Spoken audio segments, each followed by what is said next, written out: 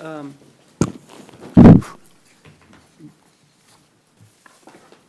Good afternoon, everyone. My name is Michael English. I'm the president and chair of Tampa Historic Streetcar Board of Directors. Please silence all phones during the meeting. Welcome to the March 15th, 2023 regular Board of Directors meeting. Our format today is hybrid. We have a quorum physically present at the Hart Administrative Office at 1201 East 7th Avenue in the boardroom. The rest of our board members are participating via communication media technology.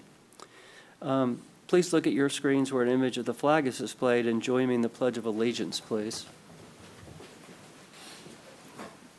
I pledge allegiance to the flag of the United States of America and to the republic for which it stands, one nation, under God, indivisible, with liberty and justice for all. Thank you.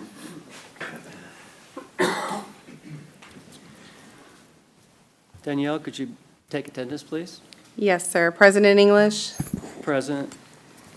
Director Ahern, Director Hardy, Present. Director Johnson, Here. Director Mechanic, Here. Director Schisler, Present. and Director Williams indicated she would be absent, and you do have a quorum. Thank you so much. The next item on our agenda is approval of minutes. We have two, the regular board hybrid meeting of September 21st, 2022. Do I have any additions, deletions, or contractions? Hearing none.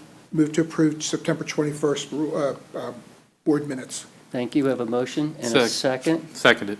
All in favor, say aye. Aye. Opposed, nay. Next, we have the regular board hybrid meeting from January 18th, 2023. Are there any additions, deletions, or corrections? Hearing none, may I have a motion? Move to approve. Second. We have a motion and a second to approve. All in favor, say aye. Aye. Opposed, say nay. Is there anyone in the public that would like to be heard? Hearing none, let's move to the streetcar. Excuse me, President English. Yes, It's difficult to hear remotely. I don't know I'm sorry. if it's just myself, but I can't. You guys sound very far away. You're not speaking into the microphone. Better? Better? That is a lot better. Thank you. Okay. I'll be more careful. The next item on our agenda is a streetcar system report. Mr. Allen?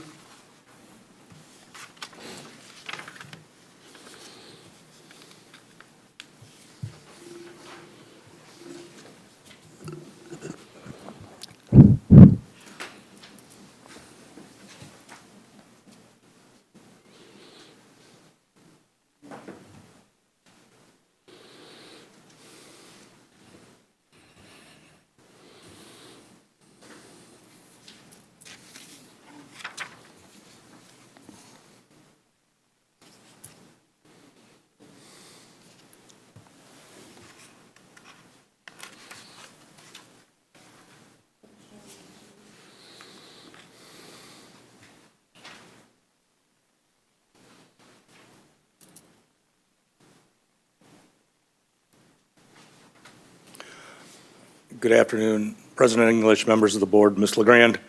Have for January and February the performance report.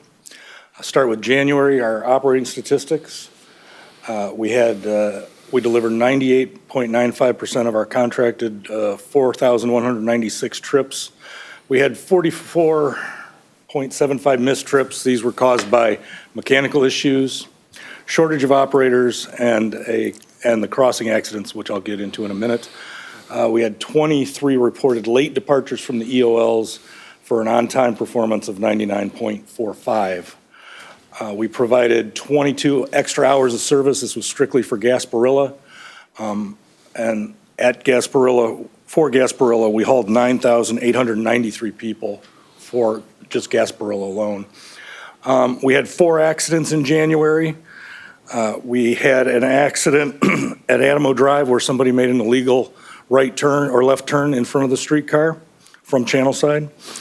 We had one up here on 8th Avenue and Republic de Cuba where somebody ran a stop sign. Both those accidents, the drivers were cited. We had one here at Second and Channel side where a person turned in front of the streetcar.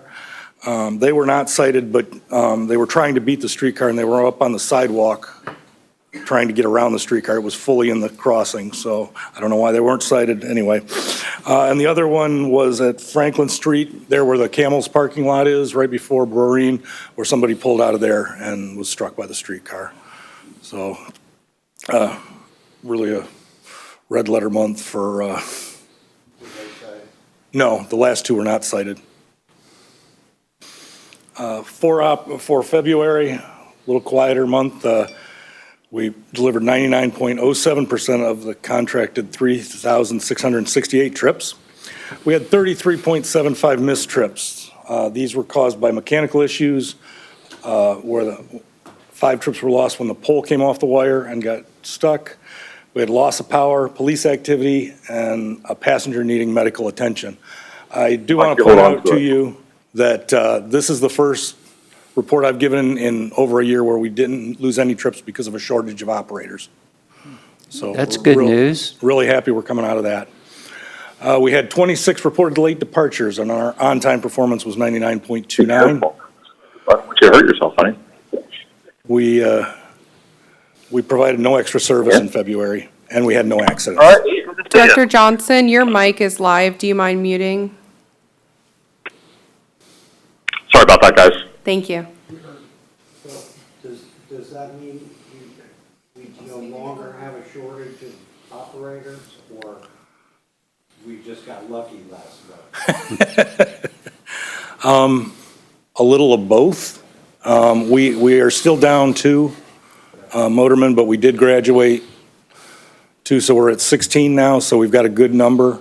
And we also have the availability of our 3 cross-trainers from the bus sides, so, which we've been using on the weekends. We're making good progress. Right, yeah.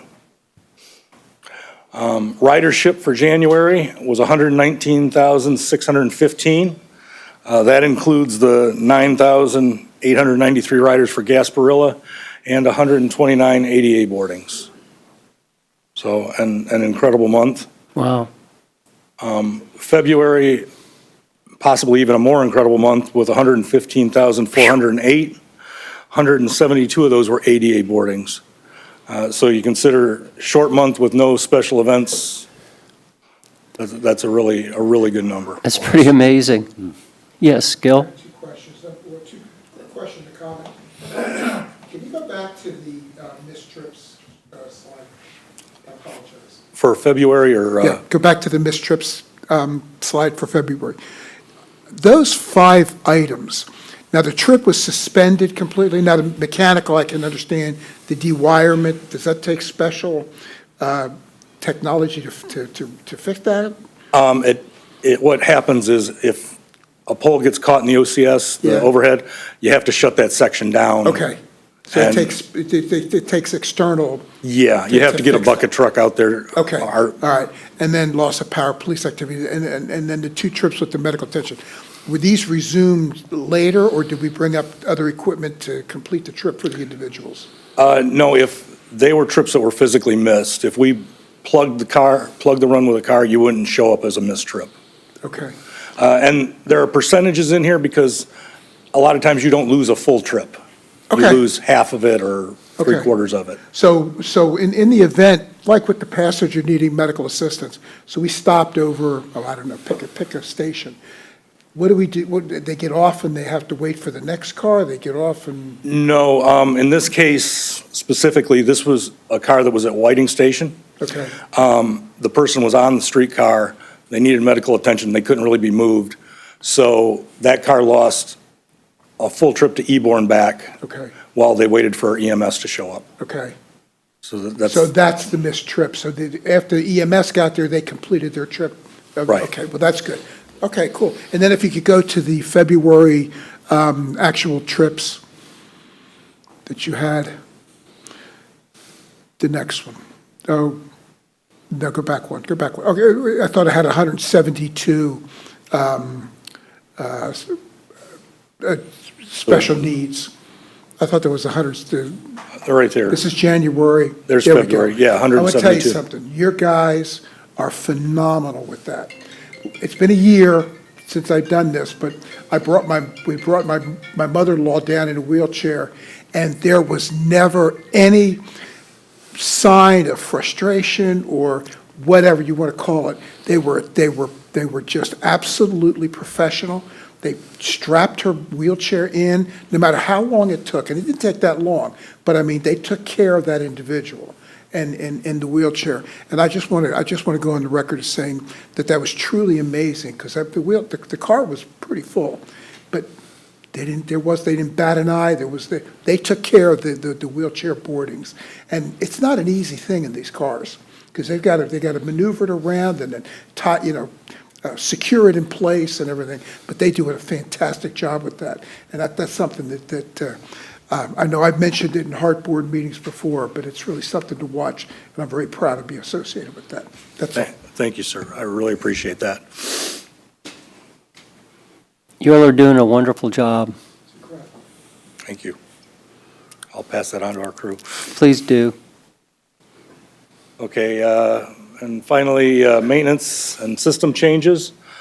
All maintenance is current. In January 19th, we did testing at the interlock with the FRA, Amtrak, and CSX. This is something we do annually, but this specific one is because the waiver that we have to cross there with the FRA is due to expire here in April, and this was like the final test we had to do as part of that waiver renewal. So everything went well. We had a very good test. And we're just now waiting for the formal letter to come back for the waiver.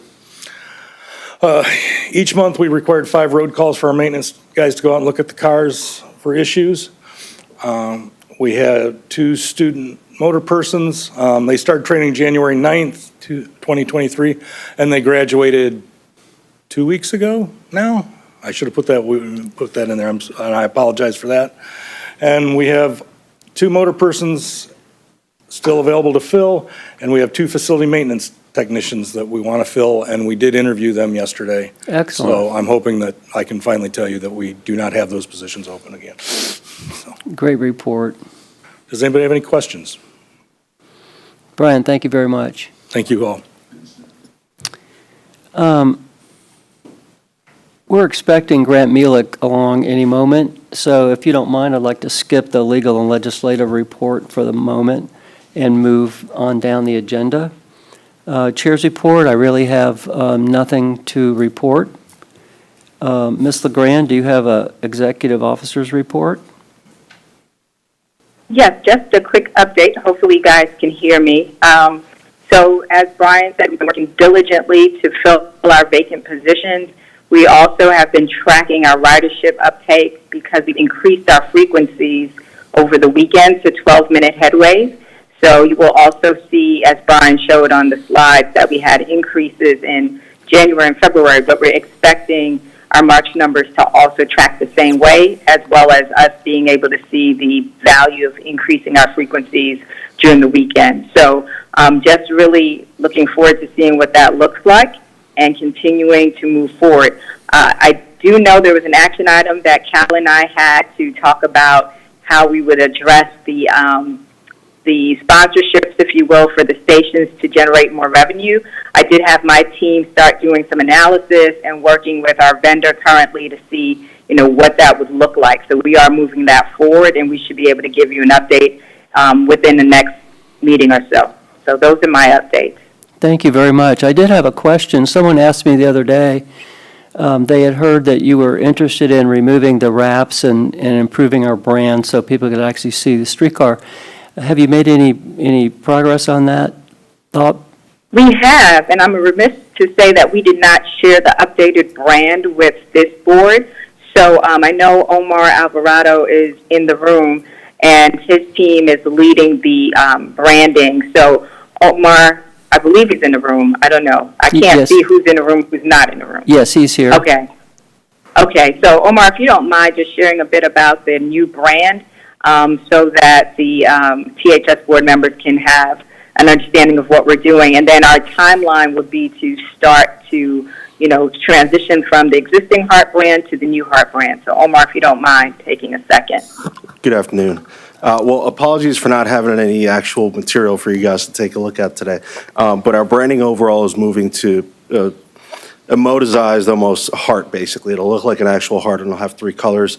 Our base kind of dark blue that you already see, our light blue that's up there as well, that's pretty prominent on our Heart Plus, and we're adding a yellow as well. So I think that kind of brings the Streetcars branding, the big bus branding, so to speak, and our paratransit vehicles all in. And it's a really nice representation of the city, I think, too, in terms of, the yellow for the sun, the blue skies and the water that we have all around us. We'll try to get we will have some materials for you next meeting so you can take a look at what the actual branding looks like. And we have it right here, actually. If you see your screens right Thank you, now. Ms. Jackson. Thank you, Danielle. So if you see your screens right now, you'll see what the new branding looks like. Nice colors. And that's what it'll look like on a bus. That's what it'll look like at one of our stations potentially. And then this is, kind of some nice background we can use either on our website or some physical material as well. And how does that relate to removing the wraps from the streetcars? I think your question regarding, this is kind of something we can put on there in terms of a branding. So if you go back to the buses, something that we'll do in terms of sponsorships and things like that on the big buses is we'll have our brand and then whoever is sponsoring with us. So, for you guys specifically, it could potentially be something like the Tico brand and then whoever's the sponsor, Tampa General or someone like that. Still kind of keeping your same identity as close as possible, but, potentially providing some additional options in that way. Mm-hmm. And if I may, President English, just add, if you see on this bus, the wraps aren't covering the windows, so that's something else that we're looking to do, just to make sure that we're keeping the look and the visual look and feel of our, I would say, fleet to be clean and nice. And then if we do have a sponsor, it's in a specific location where it doesn't take away or distract from the brand, and it still keeps the brand elevated. So we've worked closely with this board to design how it would look on the streetcar, again, with the intention of keeping our vehicle and the brand being prominent, and then the sponsors just adding on and supporting what we're doing. Thank you very much, both of you. Anyone have any questions? If not, thank you. Thank you very so much. And I want to thank the team for being super flexible. This is pretty awesome. Does that conclude your report? Yes, thank you, President English. Yes, ma'am. Let's move to compliance reports. I think Frank has something to report, but I don't see him in the room. Good afternoon. This is Abby. I just joined. My apologies for being late. So no Frank, no report?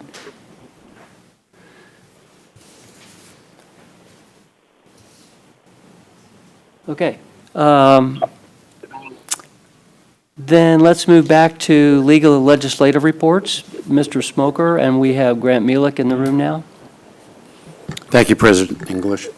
Members of the board, if you'll recall, at our January meeting, we received a report from Mr. Mielek about the status of negotiations with the various layers of Speak into the mic, Dave. insurance carriers that we use for the CSX policy. And at that time, we did not have a quorum, but there was a consensus that Mr. English be authorized to go ahead and continue negotiations with the carriers and to sign a policy once we got a policy quote that was something that we could accept.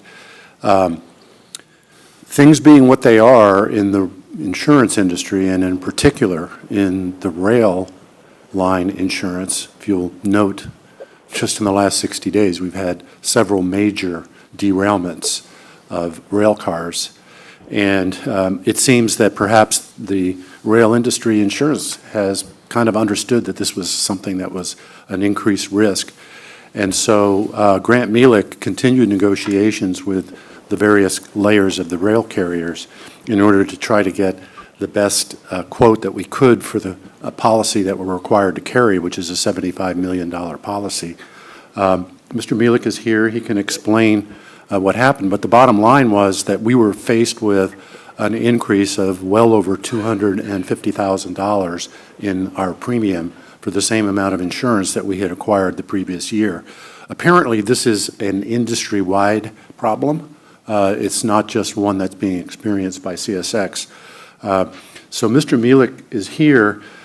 We basically, once we knew what the bottom line was with the carriers and we were running up on the deadlines, Mr. Mielek was able to get an extension of time from the carriers to ensure the coverage remained in place from the prior year. And we went ahead and ultimately had to go into essentially what amounted to a fire drill, because our budget for the CSX policy was nowhere near enough to cover the premium that we were essentially being stuck with.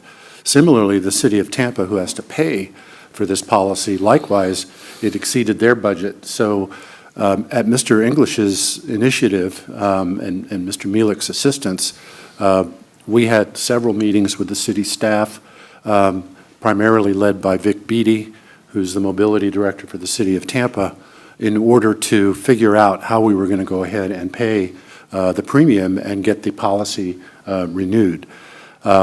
This was very unanticipated, and it was one of those situations where we basically had to deal with it and make sure that we had continuation of the coverage. In the process, I think it forced us to start evaluating whether there were any other better options for ensuring the CSX policy, and that is something that we and the city staff will be working on over the next several months to see if there are any other better alternatives to being able to satisfy our obligations with CSX. So Mr. Mielek is here.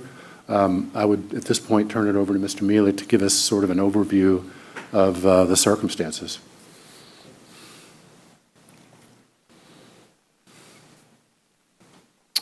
Good afternoon, Board of Directors. My name is Grant Mielek. I am the insurance agent, and I've assembled a team for the railroad liability. I've insured THS for the past 12 years now. And yeah, let's go ahead and go over this year's renewal. Because there are a few things that we do need to discuss, and I think we already have put a plan in place in regards to moving forward, because we can't keep having these type of bills. We just can't, especially in this insurance market with a lack of capacity from the reinsurance side. It's we've got to find a solution, which I think we kind of have two viable ones. But that said, let me get straight to the point. Everyone is asking, why did the premium jump almost 130%? Well, there's a few reasons why. Underwriters today, I used to be an underwriter, but underwriters today, they're much more savvy. They Facebook accounts, they'll look stuff up, they'll look at friends to see if that person has been to a certain, venue or something. Getting back to my point, I'm very aware of the financial intricacies of THS, and I've made this very, very clear to our carrier partners, of which for the most part, they understand that this isn't your typical municipality, train system. So this is what happened. And keep in mind, even though we do have a big increase here, there are some positive, linens or positive attributes in this proposal. But let me show you kind of what happened and why some of the underwriters started freaking out. This went out in May. It's a snapshot. It's from the city, I believe. Tampa Streetcar is the second for overall ridership in the nation. So if you're an underwriter and you're underwriting streetcars in San Francisco, San Diego, New Orleans, and you see this, and you're also insuring THS, what are you going to do? Well, the first thing and it's the first time that this truly happened this year, is the lead underwriter, AXA, said, wait a minute, you told us 550,000 riders. Apparently, it's 1.2 million per all these social media posts. Sorry, we're going to have to rate off of your exposure, which is standard in all insurance policies. For example, your home, Mr. Smoker. What's the exposure? How's the home rated? It's rated on square footage, total insurable values, this and that. THS is rated off of its ridership exposure. That said, I realized that this was going to be a continuing problem. So I had to find a solution for this year's policy renewals that would also would extend into the future, so we would not have this kind of jump again, an increase in premium. So we did a few things. Number one is we flew up to New York, spoke to the lead underwriting management from AXA, explained to them the situation, and explained to them that we don't necessarily have the most accurate system of accounting for riders. But to go ahead and just make that giant leap from 550,000 to 1.2 million is pretty egregious. So, and also in any commercial lines policy, you can amend the adjustable endorsement by basically making a manuscript endorsement which says this policy will be flat, for the next few years. And that's kind of what we did. But prior to that is we all agreed on a ridership figure, since again, we don't necessarily have 100% accurate data, and that ridership figure was about 850,000 people. So the increase in premium that you initially saw is basically solely due to ridership. And that's a premium increase. Our first proposal that we got was $2.3 million. And the premium we're paying, Grant, is what? Excuse me? What is the premium we're paying this year? The total gross manual premium,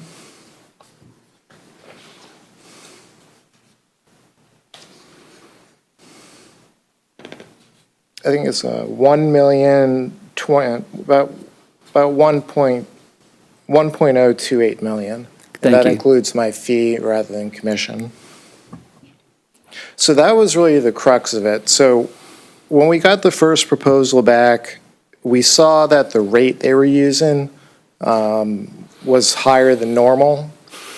So we knew that we had to kick that rate back down. But at first, we had to get the carriers to agree that social media posts are not necessarily the most accurate, newsworthy stuff out there. So we did get them to back down on that, and that's where we landed at. From now on, moving forward, it's going to be 850,000 ridership exposure. We can cross any amount of CSX tracks. So it's basically called a flat policy, to where you won't receive a refund, nor will you receive an accounts payable. That gives us leverage moving forward. So if we have 5 million riders, we're only going to be paying for 850,000. How long that will last, I'm not too sure, but for at least 3 years, we're going to be based off of 850,000 in ridership. And the premium will hold to the one that they charged us this year? Could you elaborate, sir? I mean, the next 3 years, we will get the same premium, or is that not locked in? Well, premiums fluctuate. As Mr. Smoker was saying, rail liability in the past 4 years is about as bad as the Florida property market. We went from about 30 carriers, and we're now down to 8, of which approximately 4 of those carriers, they want the juggernauts and the FECs and the CSXs. So, but when you said that we can exceed 800,000 riders, that's not really true if they decide that they want to increase the premium due to the fact that we have higher numbers of riders next year. There'll be, if we have 1.5 million riders this year, the policy and with the endorsement that I wrote strictly states that it can only be rated off of 850,000 people. Okay, but the premium could still increase. It could for other reasons, perhaps. Is that correct, Grant? Claims activity, yes. But that brings up a very good point, and this was the second part that we had to do. We had to knock the rate down. We noticed that the first lead underwriter, actually the first component of the policies, they had raised the rate to like 67 cents per 100. So we had to beat them down to 49 cents per 100. And that's how we were able to get the premium minus my fee down to below $1 million. We have a question, Gil?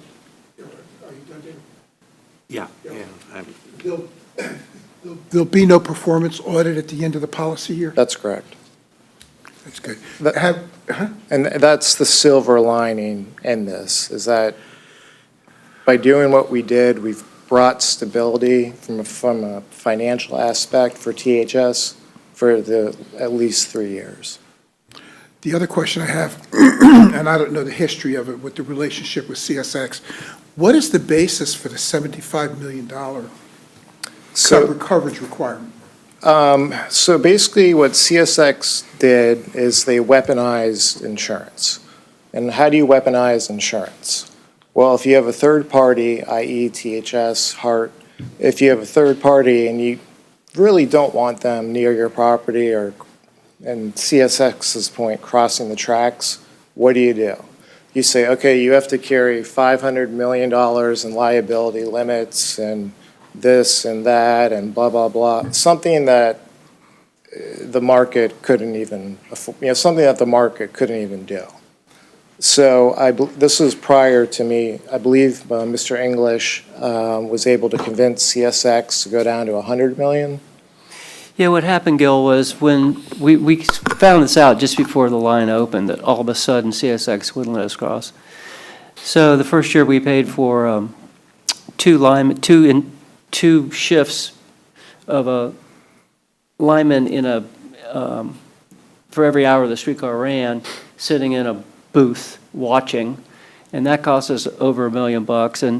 And finally, when insurance was available, because this was just after 9/11, and they were demanding $200 million, we finally reached an agreement for $100 million, and it stayed that way until Grant was able to negotiate them down to $75 million.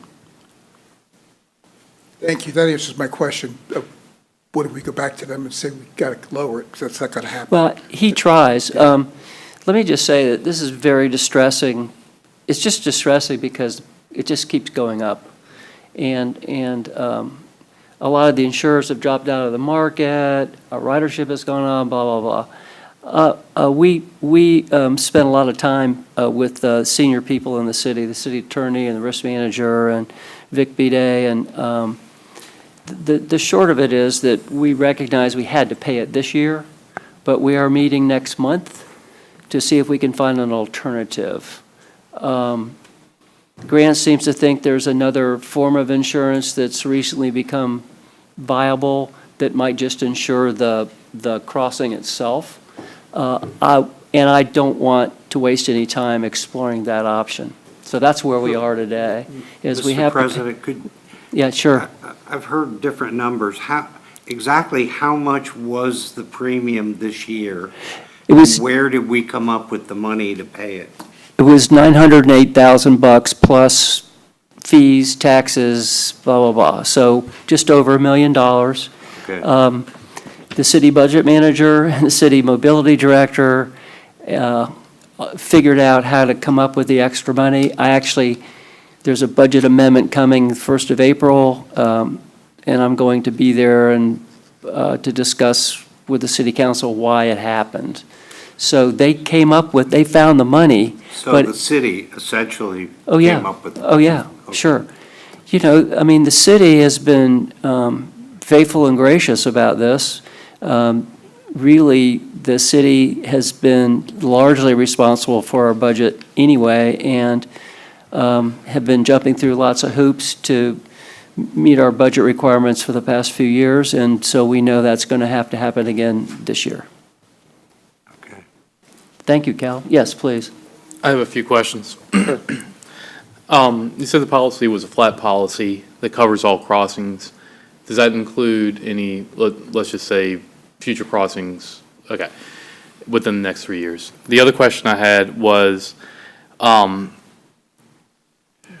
my understanding, is that CSX sets the limits of the liability that's required, but the law is set through the FRA, is that correct? I don't believe that's necessarily true. I'll find out, though. Okay, so that opens up another question.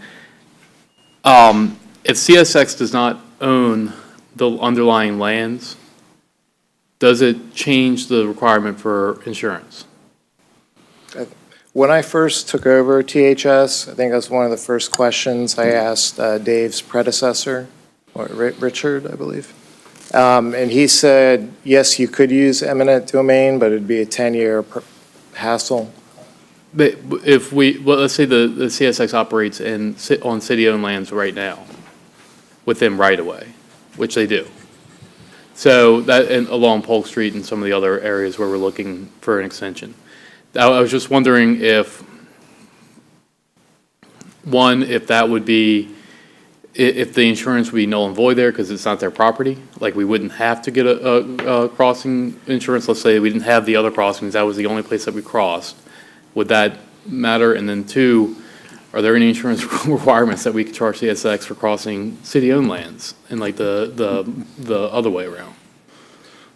To my knowledge, when the tracks were originally platted 150 years ago, anywhere around the nation, once they were platted, the tracks became part of the carrier's ownership of the land. So they own their tracks, but you raise an interesting point, which we're going to talk about when we get back together, which is this policy apparently not only insures the crossing, but it insures the whole streetcar line. So the question is to the city, do you want that coverage? Do you need that coverage? Or can we seek a solution which only insures the diamond? Which is a big question, and we're going to get to the bottom of it this year. From a risk management standpoint, yeah, I understand just crossing the diamond, but there is no doubt we have had an increase in ridership. A lot of people are just parking in Ybor and going to see the Bolts games and stuff. And if there's a win, there's a lot of rowdy people back on the trolley. So to pool coverage from the entire line, I wouldn't recommend that. But Well, you're going to be part of the process, Grant, but we're going to explore it. Sure. Yeah, and I would add to that too, it's not necessarily pulling it, it's just that what, from my understanding, was driving the premium up is the fact that they were requiring a certain amount of liability coverage too. So if it's not the 75 million that we're trying to cover, it's not necessarily we have to, I mean, if you look at the streetcar in general with the case incidents that we have, I don't think we have a lot of, it's not much that there's not a lot of accidents and stuff like that. It's a fixed highway. So maybe if we look at it that way, it might be a lot different. Exactly. And so, and we're going to go through that analysis soon. Correct. Great. And yeah, I would definitely want to be a part of that because I do believe the idea that I have is going to work, and it's going to work really well. Hopefully so. Any other questions, or have you completed your presentation? No, would you guys have a few minutes to go through the renewal? I would just say we should, not anywhere near my legal expertise, but we need to. Could you speak into the mic, Dave? We need to look at the FRA to the extent that FRA may have any influence over what CSX can charge and not charge. I would supplement that by saying that I think we should also explore all available opportunities to ensure just the crossing, because as a practical matter, we enjoy limited waiver of sovereign immunity with respect to the rest of the system, because the rest of that system is owned by the city. And so that's something I think we need to take a hard look at and make some kind of assessment with the city as to what sort of risk they're I willing mean, to I carry. think somebody looked at that, but it doesn't hurt to look again, Right. you know. And to follow up on what Mr. Smoker was saying is what I propose is a parametric insurance policy, because all CSX wants is to be indemnified by the city. That's all, that's a lot to ask, but that's what they want. But I think by siloing this parametric insurance policy, it gives them the limits they want, their indemnification. You're talking about a policy that only covers the diamond. Yes, sir, that parametric. It's different from an indemnity type of insurance policy. So we do that, then we use the state laws in regards to governmental immunity and what the max benefit, death benefit could be. And I would be interested, I'm not a professional in the insurance arena, but sometimes common sense is worth exploring, and that would be the fact that we have a general idea of what have been the number of incidents that we've had as operators of the streetcar system. And we have relatively few incidents, and the incidents that we have are relatively low exposure. And I would definitely like to know if that can be factored in to how the premiums are being calculated, because if we look at our ridership as being a measure of our exposure of our customers on the system, it's not the same thing, I believe, from a risk standpoint, as a matter of common sense. It's not the same thing as the exposure that CSX would have if there was an accident at the crossing. Correct. And I'm wondering whether we need to reevaluate that, how the risk is being assessed. Well, that was our point, is we really need to discuss that with the city. And Sure. one other point to that too is I mean, the CSX rail themselves, their not ridership, but their freight lines, the frequency of their trains has gone down tremendously over the last 20 years or so. Yeah, they have 2 a day. Yeah, so it seems like, I mean, exactly, so the opportunity, and a lot of those times, it's outside of the streetcar operating hours anyway, because a lot of times they send them down 3 o'clock in the morning. So it's like, what is the actuality that there would be a crash at one of those crossings is, for the most part, zero. I mean, I went over it with Brian, who's been an absolute wealth of knowledge and resources, and how you explain the risk management. In order for a streetcar to cross that diamond, there are so many protocols in place that, yeah, I don't know how an accident could happen. Ms. LeGrand, I think when we meet in March, or I guess it's April, I would love to have Brian or someone else that you would designate participate, because I think that Hart's liability is involved here as well, and you very much should be a part of the conversation. Will do. We'll put that down, and we're also looking to see what the regs say as it relates to FRA. So I've taken some notes here, and we'll get on it. Thank you. What's the definition of the diamond? Hmm? Can somebody define the concept of diamond? The diamond is just the crossing itself. Okay. The actual streetcar and physical see- where the Yeah, where the just the tracks physical- go. How many are there? One. And about 75 4 million feet. coverage for one location, One now, two with the possible extension. going up the east, going up the bus. To And Palm. that's over here, we're over by the Crosstown? No, it's right outside. It's the one that's right before you hit the roundabout at Nuccio in Channel Side. Just south of where we are right now. That's it. Yeah. 75 mil coverage for them. But then you have to contrast that with what happens if there is a problem. And, recent events suggest that it doesn't happen very often. But it just has to happen But when it once. does, it could be Understood. really serious. Mr. Chairman, I've got somewhere else to go. Can we take a vote on this? I think we need a vote. Sure we right? can. Yep. Grant, are you done? Yes, I am. If you do want to read this, there are some funny things in it. We may have you back soon to discuss it. Sure. But thank you very much, and thanks for your help this year.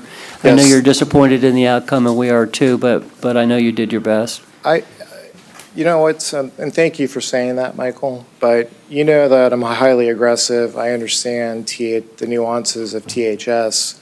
This just got on the wrong side of me, and Well, good. I couldn't. It's on the wrong side of all of us, but thank you. But we Okay. did do some good things that at least lay a ground for moving forward. Yep, thank you. Are there any other questions?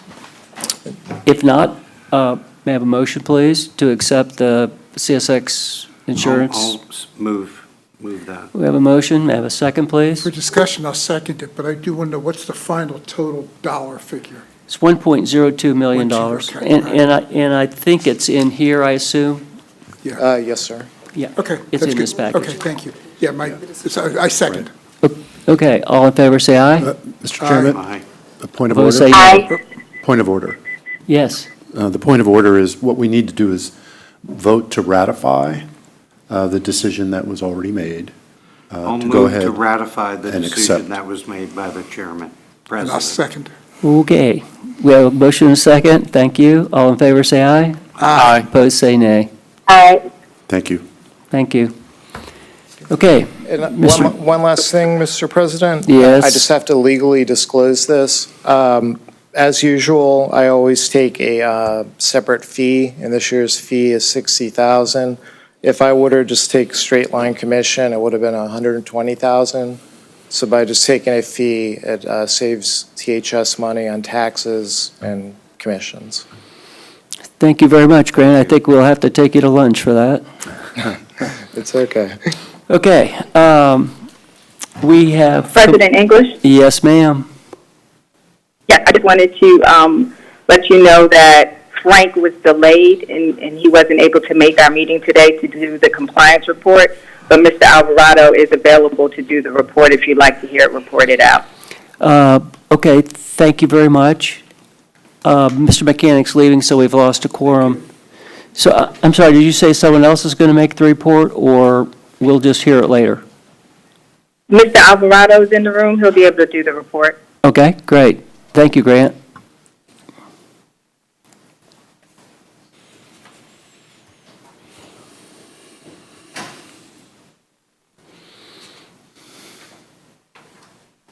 Good afternoon again, President, members of the board, Ms. LeGrand. I'll be brief, this is our January and February compliance report.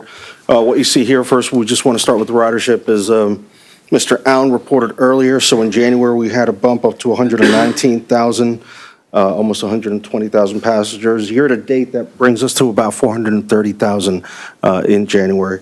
In terms of marketing collateral, we helped out on a couple different things. The Streetcar live January promotion, we put it on our socials. We put together some promotion materials. Looking at the communication piece, so we had Gasparilla in January. We had about 300,000 people out there. So we were able to kind of utilize the Streetcar and our regular buses to kind of help move people around the area. The Streetcar live, we had the Apple Butter Express bringing us ukulele music in January, and that was between 6 to 8 p.m. On January 27th. You can move down for me.